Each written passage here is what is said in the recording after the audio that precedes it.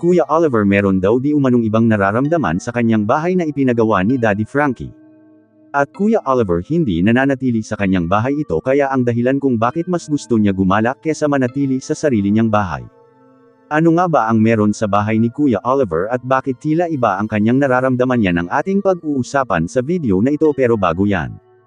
Paalala lang po sa lahat ng mga viewers palagi po natin suportahan si Daddy Frankie sa kanyang mga charity works. At syempre wag nyo rin kalimutan tapusin at i-like ang video na ito malaking tulong na sa akin yan maraming salamat. Kuya Oliver may kakaibang nararamdaman sa sarili niyang bahay ano ito tara pag-usapan natin. Sa latest update nga tungkol kay Kuya Oliver ay makikita natin sa mga post ng kanyang tiyahin na palaging wala si Kuya Oliver sa kanyang bahay. Sa katunayan madalas makita si Kuya Oliver sa bahay ni Kuya JJ at sa labas kung saan madalas siyang tumatambay sa kapitbahay at sa tindahan. Dito nagtataka ang mga viewers at supporters ni Kuya Oliver bakit mas pinipili niya tumambay sa labas kesa magpahinga sa magandang bahay na ipinagawa ni Daddy Frankie.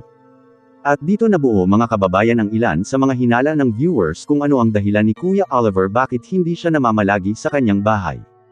Ayon sa isang komento sinabi niya na parang hindi yata masaya si Kuya Oliver na may maganda siyang bagay at parang hindi niya ito ramdam. Sabi pa ng iba siguro may hinahanap si Kuya Oliver na wala sa loob ng bahay kaya mas gusto niya sa labas para makipag-usap sa ibang tao.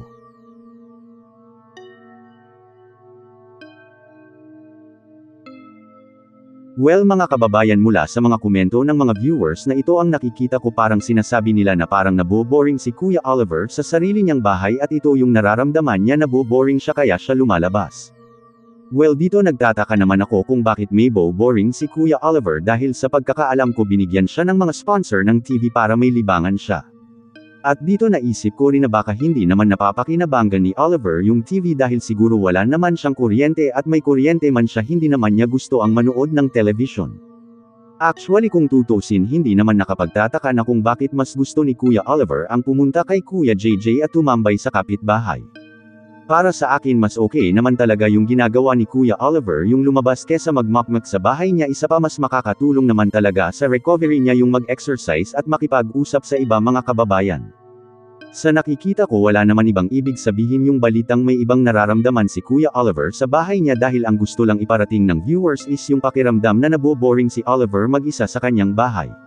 Well ano ang masasabi nyo rito mga kababayan comment down below at ibagagi ang inyong opinion para kay Kuya Oliver maraming salamat sa panunood ingat kayo at God bless.